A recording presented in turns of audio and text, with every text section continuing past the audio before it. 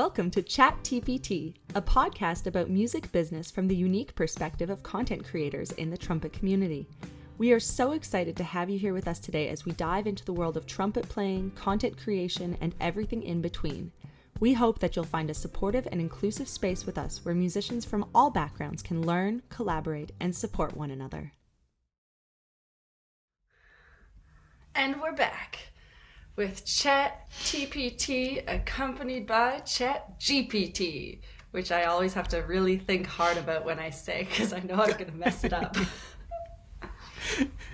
Yeah, I love the one the one podcast episode we did. You actually welcomed us. You said, "Welcome to Chat GPT," and so far we have been unscathed by that mistake.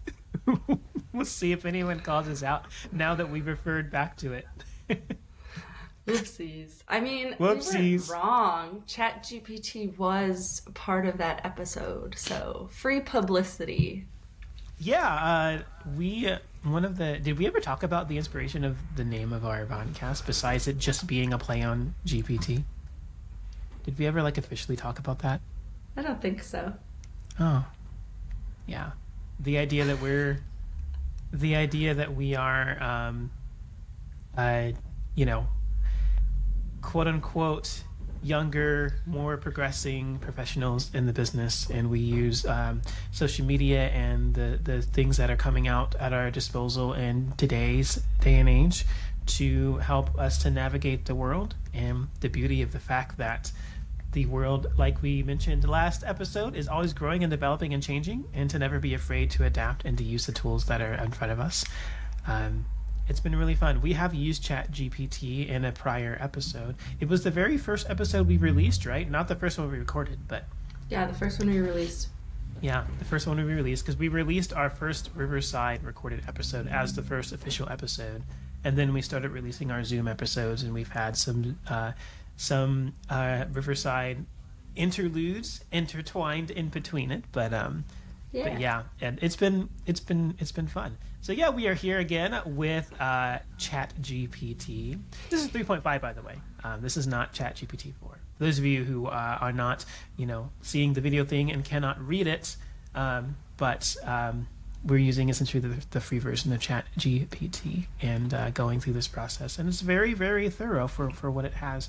The update is significantly more thorough. It's a conversation for another time. But yeah. So previously on Chat TPT, we were discussing imposter syndrome with Chat GPT.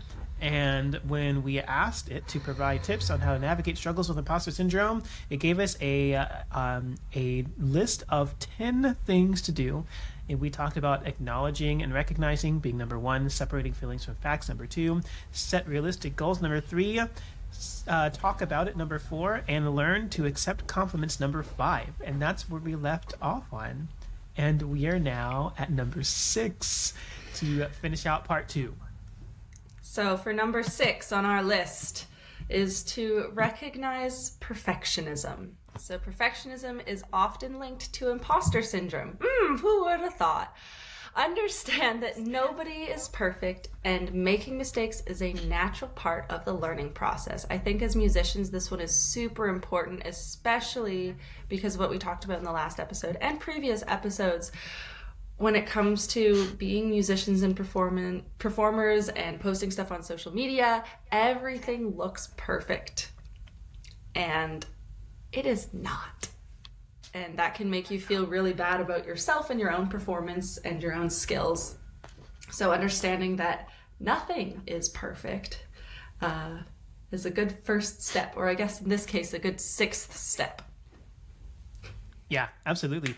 To be perfect is to not be human, and being human is one of the greatest things we can do. It provides variety to our life. We have differing perspectives and differing backgrounds. Certain people value certain aspects of what they do in life more, which brings something unique to the world that nobody else can. I've gone on record saying that I believe perfectionism is sabotage. That does not mean you cannot have high standards for yourself and want the best for yourself. Those two are not mutually inclusive. You can separate both of them and not feel like you have to punish yourself for not being void of error in everything that you do. My former teacher, Joey Tortel, explains it this way, and I mentioned this, I kind of teased this in the last episode, this part 1, which if you haven't, it goes without saying, hopefully, but if you haven't watched or listened to that episode, go check that one out. You've got 1 through 5 before we have 6 through 10 here. But Joey says that perfection is impossible because perfection by definition is beyond compare. And music or art by nature is comparable. That's the whole, that's one of the biggest premises about musicianship. You can compare the works of, Phil Smith versus Håkan Hardenberger, and you can look at the style and approach that those two take. It's very different. Or Tom Hooton and Ryan Anthony, right? Or Rex Richardson and Alan Bazzuti, or Wynton Marsalis and Chris Bodie, or Kayla Solomon and Marcus Grant, right? The sheer fact that people have different perspectives, that is proof in itself that there is no perfect, goal. That's an unattainable and unrealistic goal to work towards. It just doesn't exist because what we do is by nature comparable. So recognize the very toxic effects that can come from perfectionism. Recognize its linked to imposter syndrome because we are never going to be perfect. If you believe that is your duty and your goal, you will never feel complete with what it is that you do. So embrace the journey. Understand that you are a human being, and being human is much better than being perfect could ever be, because it makes you uniquely you, and it gives you a unique voice that you're able to share with the world in a way that no one else can. Exactly. So shall we go on to number 7? Let's do it. Number 7, I love this one. Embrace growth mindset. Cultivate a growth mindset by viewing challenges as opportunities for learning and growth. Understand that skills can be developed over time through effort and dedication. This is a really important one. We've talked a little bit, we've teased in previous episodes about the importance of having a business mind when being a freelance musician. And in business, you often make tons of mistakes, just like in the development of a art-based craft, you make tons of mistakes. And if you make mistakes, it doesn't mean that you're inadequate. It doesn't mean that you're a bad person. It doesn't mean that you're incompetent. It means that you are learning and growing and developing. And again, that is a positive thing. So embracing the art of growth is very great. Instead of saying, why is this happening to me? Turn that around and ask yourself, what can this teach me? And allow that opportunity for growth to drive everything that you do. And you're going to have a pretty successful career if you do that. I think this one ties in well with one of the previous ones, which, can you scroll up just a little bit, please? Yeah. I think it was the separate feelings from facts. I think that goes really well with the growth mindset. So being able to look in from an outside perspective rather than, what you're seeing right now in this moment. Just as Marcus said last episode, when you're growing up, the most common thing you hear at family gatherings is like, wow, you've grown so much. But you're not aware of yourself growing. And that's one of the reasons why I love recording myself. I'm encouraging my students to record themselves so that we can listen back to these recordings like weeks, months, maybe years down the road and see just how far we've come. Because as I was talking in our New Year's resolution episode, I have been recording auditions, and recently the latest audition that I recorded I think is one of the best that I've ever done. And last year I felt the same way about a recording, and I know that I've made improvements and I've made progress, and next year if I record similar auditions or similar excerpts, I know that they're going to be better. But this right now is the best that I have ever been, and I'm going to continue to get better. So that growth mindset is not only being confident in yourself and your own abilities and trusting the process, but also realizing that you're just going to continue to get better. If you are practicing every day and if you are dedicated to your craft, it's not like you're going to get worse. Like, you're gonna, the more you put into your craft, the more you work on it, the better you're gonna get. Whether it is in, if you're planning out your practicing and you're super dedicated and you're, doing all of like the little detailed stuff, those things are gonna get better faster. If you're just like playing through a bunch of music all the time, maybe your endurance is gonna get better, So the things that you target, those are the things that are gonna get better, but you're going to get better at them. Yeah, absolutely. The whole like relative saying like, oh, you've grown so much. At this point, it's like an NPC comment. Like, if you have any video game that ever focuses on growth, like that has to be an obligatory comment in your in the characters. But anyway, I think that's extremely important, and it's a powerful perspective to have. Right? It's as you go through the process of growth, right? Growth is the true goal. Perfection is not the goal. It should never be the goal. Being the best version of yourself that you can be by nature means that you are going to continue to grow and develop, because the further you get, the more tools you will have to continue to improve.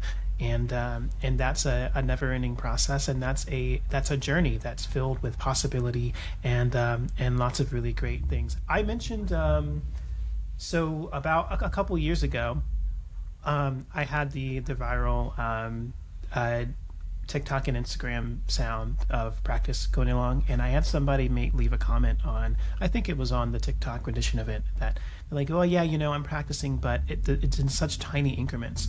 And I did do a video response to that particular comment, basically explaining the art of growth, right? That it's okay for growth to be in tiny increments. Most of the time, growth does happen in tiny increments.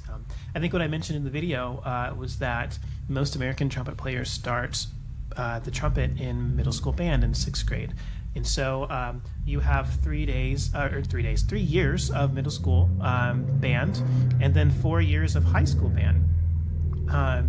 And then if you decide to major in music, then you have another 4 years minimum of college. So you've got 11 years worth of opportunity for growth. If you practice every day and you make just one step forward, right, for 11 years, you have over 4,000 steps of growth. So it's really important to understand just how impactful taking it one step at a time and going through the journey and growing in small increments from day to day can play on your overall success as a musician and as a person, right? That's all we can ever expect, is to make concerted decisions to move one at a time until we go and achieve our goal. Some days you'll feel like you're going backwards. Other days you'll feel like you're progressing 25 steps forward, right? And that's just a part of life. We do have ups and downs, but over the long form, over the long trajectory of your life, we want to be doing this, right? The steady improvement. And as long as you're doing that, you're good. There's no worries. You don't have to feel inadequate. You're doing exactly what you need to do. And you'll get exactly what you need at the right time, as long as you're doing those things. I think that's very accurate. I mean, everything's a process, right? Everything, we're always taking steps forward. And it's important to recognize that, even if we don't feel like we're taking those steps. So moving on to number 8 is seek professional help. If imposter syndrome is significantly impacting your well-being or hindering your ability to function, consider seeking support from a mental health professional, such as a therapist or a counselor. I think it's also important to seek help from your mentors as musicians, because they really understand what you're going through. Your colleagues, I'm pretty sure that all of us have experienced imposter syndrome. And like I said before, if you don't experience imposter syndrome, please tell me your secret, because I would like to not experience it.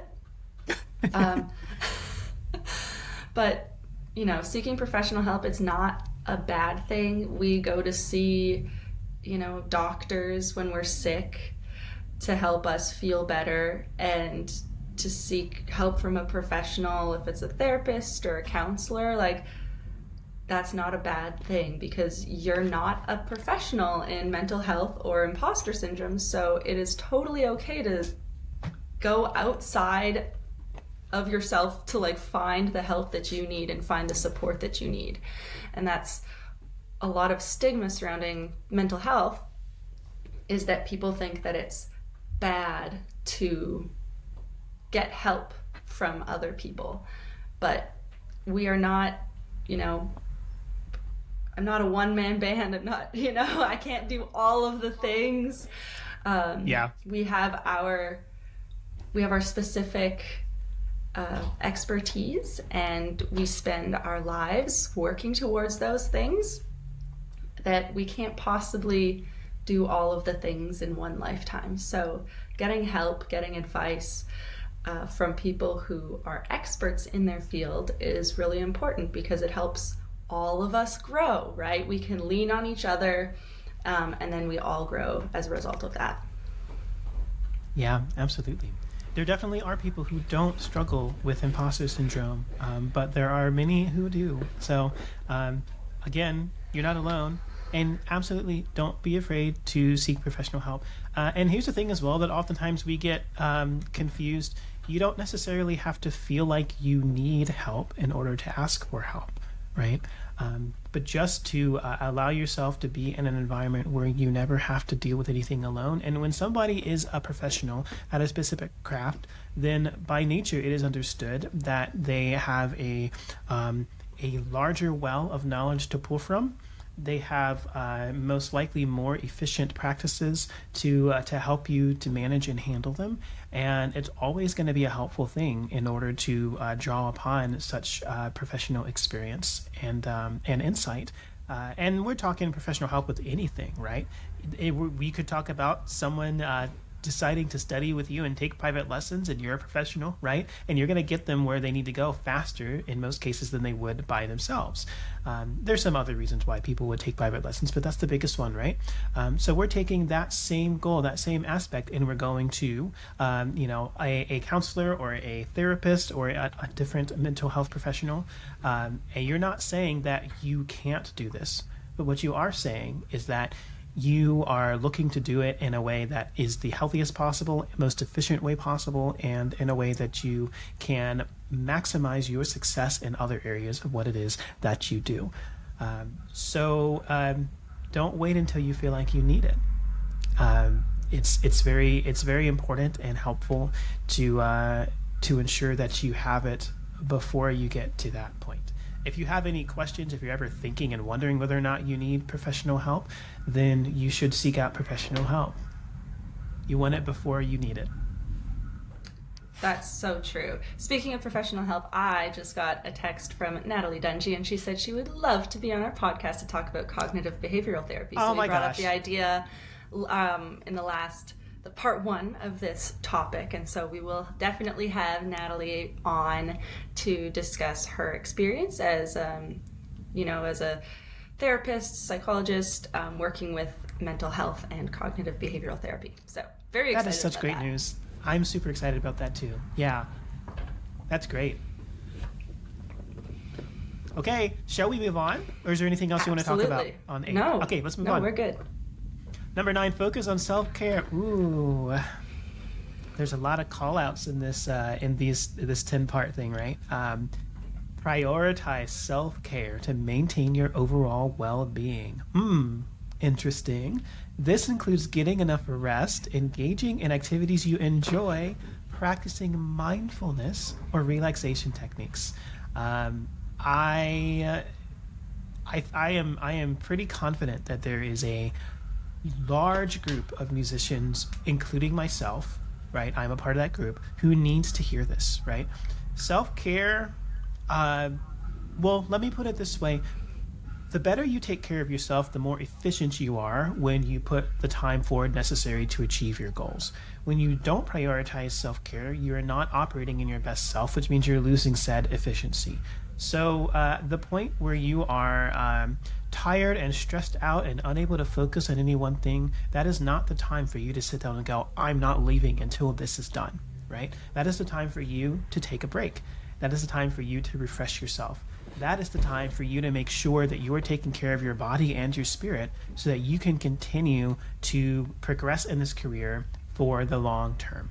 And when you don't do those things, you put yourself in the risk of feeling like you're incapable of achieving everything because you've put yourself in a state of being, in a mental mindset where it is very difficult to continue to progress and go through that growth mindset that we were talking about with point number 7, right? So as you go through the process of taking care of your body and your mind, it's going to give you the opportunity to progress in a significantly more efficient manner when you take up the instrument and practice the instrument, when you do score study, when you go and teach lessons, whatever the case may be, when you compose, write music, doing film scoring, whatever it is, when you do music therapy.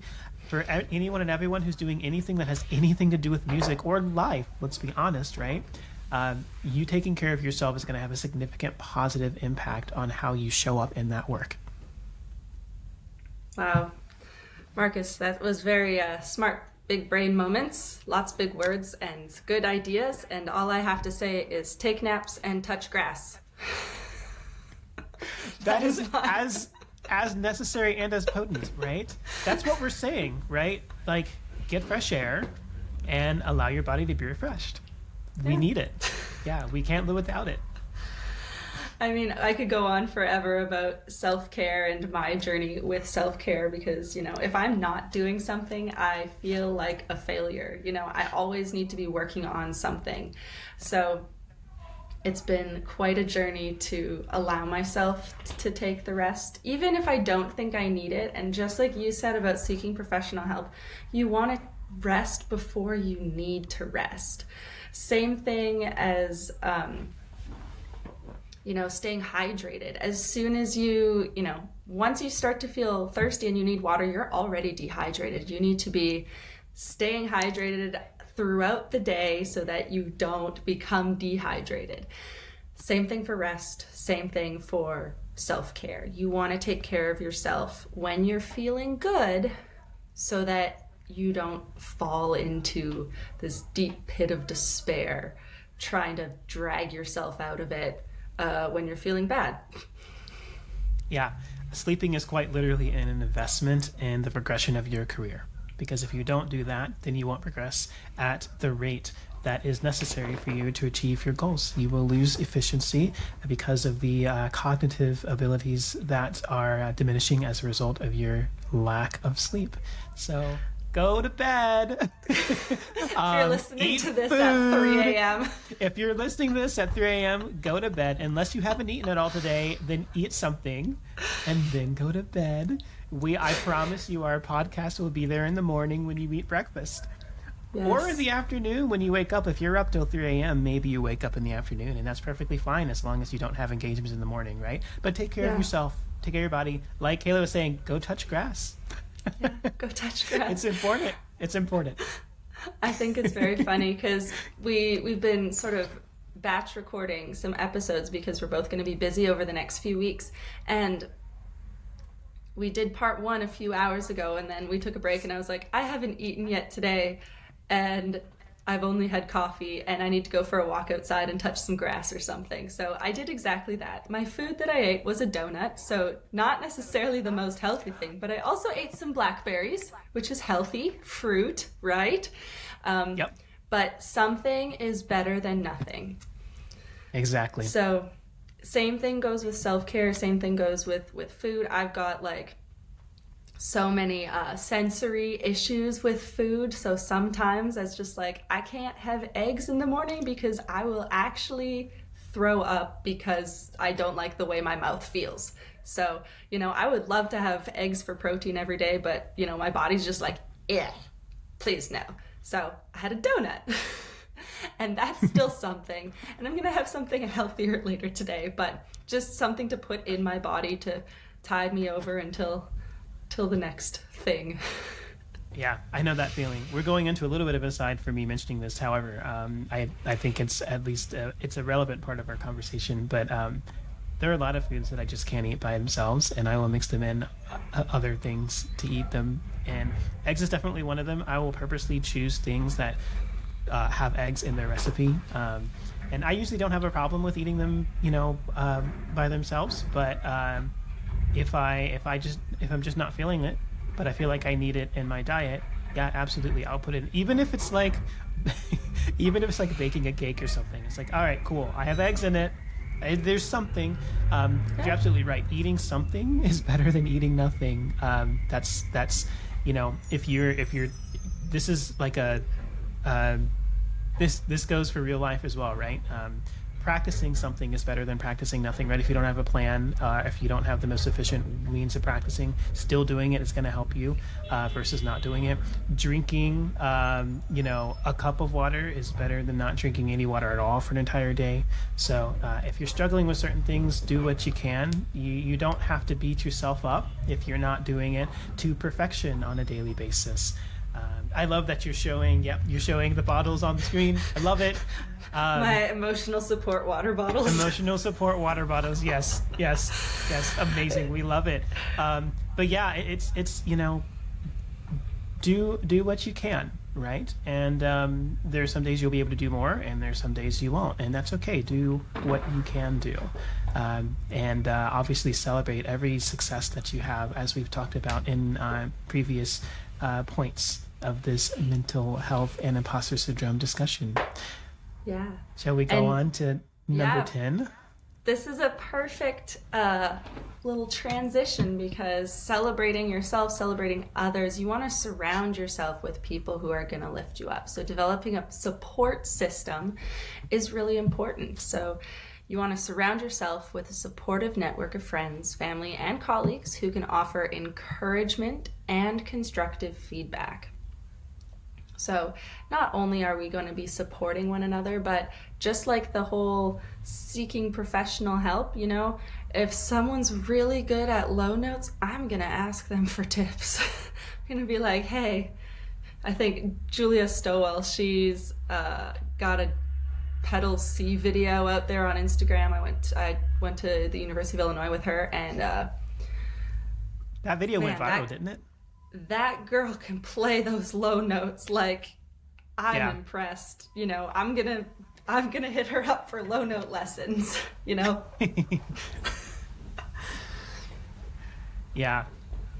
that's awesome. I had one opportunity to meet Julia live, and it was at NTC last year, and I was doing like 8,000 things, and she came up and was like, "Hi, it's so nice to meet you." And I feel so bad because I was just like, "Oh yeah, hi Julia," and then I like ran out. But it's such a joy to get to meet her. She's a really good person, and there's a lot of really great qualities about her that I'm glad that she is existing in this space with us, with all of us as professionals, right?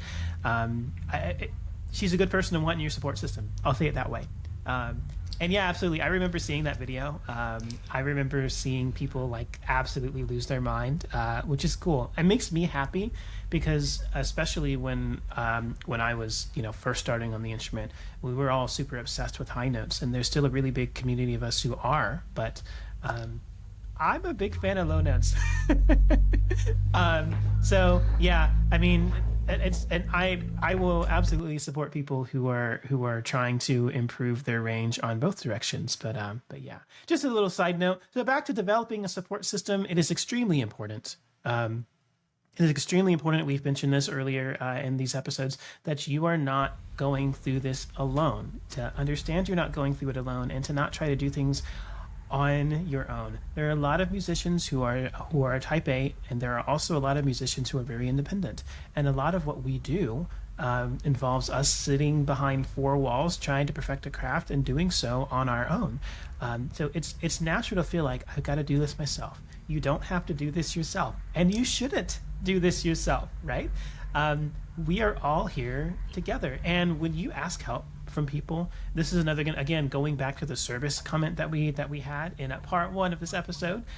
When you receive compliments, when you receive feedback, when you receive acts of service, it benefits you and the person who is giving that act of service. So when you have a support system around you, it's going to benefit everyone else in that support system. And that's one of the things that really makes our career thrive, is the symbiotic relationship, right? In which I do something that benefits you and vice versa. That's what we want. We want to avoid situations where we are being parasites to each other, and we want to remember that rising waters lifts all ships. as Kayla wants me to again reiterate, that is a very incredibly and important thing. We should do maybe we should do an entire podcast episode on that, what that means, right? I would love that. There's a little bit that's really obvious, but then there's some there's not quite as obvious about what that means, right? But yeah, develop a support system, maintain and grow that support system, and you will you're on track for being a successful musician and just generally a happier musician, and that's the really important thing. If you're struggling with developing support systems, a great place to go is to go to any regional or national or international events for people who do the same things that you do. So we're talking about Midwest Clinic, we're talking about educators conferences for your respective states, we're talking about trumpet camps and seminars, we're talking about the National Trumpet Competition or the International Trumpet Guild Conference, right? All of these things where you're able to unite with those individuals, it's going to give you an opportunity to meet and be around people who share the same desires and are going through the same challenges as you, and you'll be able to develop your support system that way, and then stay in contact with them on social media as you part ways, right? You can obviously also do it the other way around, which we've talked about as well, right? You can follow Kayla on Instagram and see all of her amazing things, and then you can see Kayla at a regional or national or international event, and you can continue to build that rapport and build that support system. I'm using Kayla as an example because she's right here in front of me with me on this call, but that goes for anyone who's doing anything on social media, right? Who is in this world as a musician, looking to show up and continue to authentically show their challenges and journeys through life. We're all in it together. We're all in this together. Anyways, if you see me at a conference, I will most likely have stickers that I give to people. Oh, that is true. You are a star. At NTC last March, I was handing out everyone's stars for their name tags because everyone is a star. And that sounds cheesy and silly, but it's true, and it's wholesome. Yes, it is. We saw those stickers in so many places, Kayla. Like we saw them on elevator doors. Yes, we I saw put them like in bathrooms. Yes, like they were everywhere. My favorite, because I think I mentioned this to you specifically on one of your Instagram videos, like putting the sticker on the bell for on the trumpet that's like, you're a star or you're doing great, so that when you're playing on stage you can look down at your bell and it's like literally encouraging you while you're playing. Those are my favorite ones, is when I saw people put the stickers on their instruments. Yeah, it was very that was very, again, wholesome and fulfilling. And I mean, I used it as a memorization technique. So I used to get really stressed out. I get distracted. I'm a squirrel. I get distracted by things. So if I see movement in the hall, my brain will sort of shift to those movements, and I will stop thinking of the things I should be thinking of. So, and then one of my teachers was also like, don't play with your eyes closed. It like creates a wall between you and the audience. So it's like, fine, I'm going to stare at the smiley face sticker on my bell with my eyes open and not look at anything else. Yeah, that was the whole reasoning behind that. That's interesting. I'm pretty sure every performance I've ever done, at some point I've closed my eyes. No. Especially when I'm really focusing. But yeah, especially when I'm really focusing, like I'll close my eyes because the visual chaos that's going on is just so distracting for me, and I just really want to focus on like what I'm putting out there. Yeah, I find it's also it's one of the many elements of expression. At least for me, when I go and I play when I play something really intricate, that's usually when it happens. When I'm really feeling the moment. And sometimes I will. So for those of you guys who, I don't know if we ever mentioned this on this specific podcast, but I have a history as a singer when I was a really young kid, as well as in my preteen and early teenage years, an actor. And so eye contact is something that I was trained to do, notwithstanding the fact that I'm a very shy human being. So sometimes I do, I separate myself and just sort of feel the moment, emote whatever it is that I'm playing on stage.